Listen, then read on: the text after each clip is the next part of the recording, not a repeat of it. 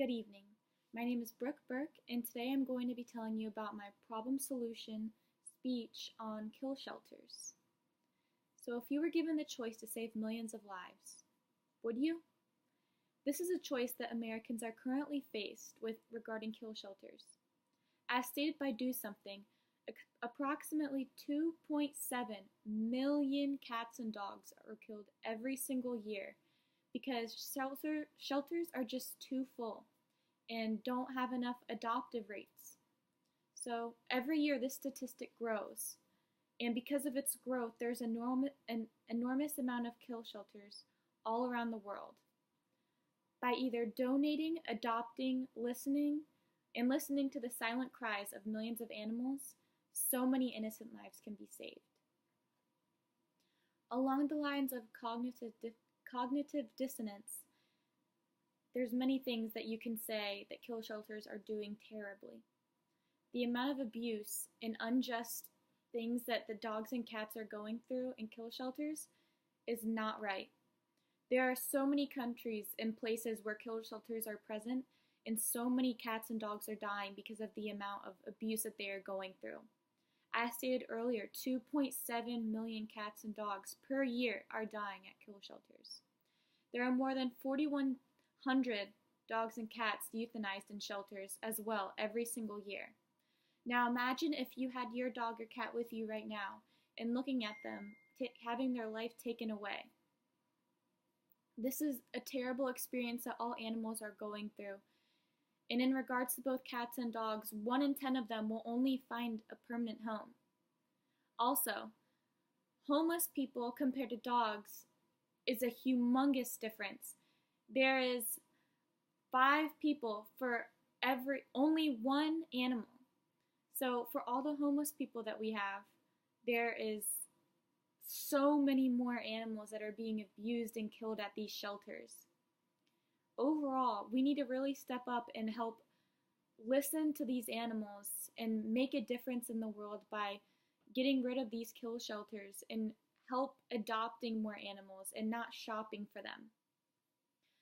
For the listener's need, according to Abraham Maslow, after humans meet their physiological and safety needs, our social needs become the most important. We all need to feel loved and valued. We yearn for contact and love from others. Now imagine, you're in a shelter for almost your whole entire life. How will you feel the love that you get just by physiological needs? You won't have it. You won't have the bare minimum that you need to actually have a life that's worth filling. Most of these animals die before they can even find a home. I can't imagine going through life and not knowing, where am I going to be next? Am I going to survive this next week? However, cats, dogs, and many other animals face this challenge every single day.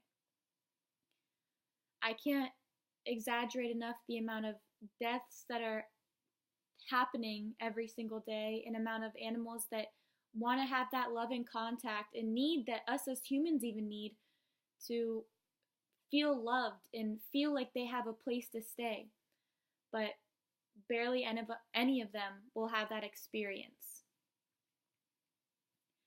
However, positive motivation that you can think of for the kill shelters are that there actually aren't. So there should be no kill shelters. There are no positive benefits of having a kill shelter other than the fact that people might want to, have the thought that this animal will die unless I get it. But also, if there are no kill shelters, more people will appreciate the life of an animal. There are more adoptions from no kill shelters than there are from kill shelters. So if we have more shelters that offer lives as precious beings, then people will appreciate these animals more. It also attracts more volunteers at shelters because people will no longer want to work around animals dying or have to risk, oh, I'm not going to see this dog tomorrow because it might not be there. By having no kill shelters, people will want to be around the shelter, they'll want to adopt at the shelter, and it'll boost the morale of the shelter earn more income by having the shelter get more adoptions and have the animals feel better about being placed in this strange place that they've never seen before. However, the negative motivation is that if no kill shelters don't get more support than they already have right now, a lot more dogs and cats will be mistreated. This is a sad fact that is happening currently because many people will adopt these animals, think that they'll fit into the lifestyle, and will go maybe a day or two having them in their home and then bring them back because they don't think that they fit correctly. However, they're not giving these animals enough of a chance to actually adapt to their new surroundings. People actually have a really hard time adapting to their work. So imagine if you were placed in a new work environment and expected to do well in 2 days. This is nearly impossible for anyone to achieve.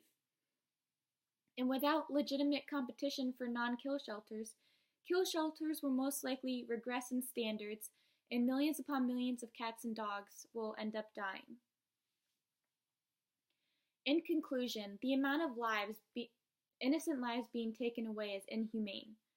Whether you care for animals, don't care for animals, or simply don't know anything about this topic, think about the things you're doing when you adopt or shop. Help make a difference. A small donation could save a life. Adopting and with not shopping for particular pets could give the smallest amount of hope to another animal. So if an animal looked you in the eye and asked you for help, would you respond or would you walk away?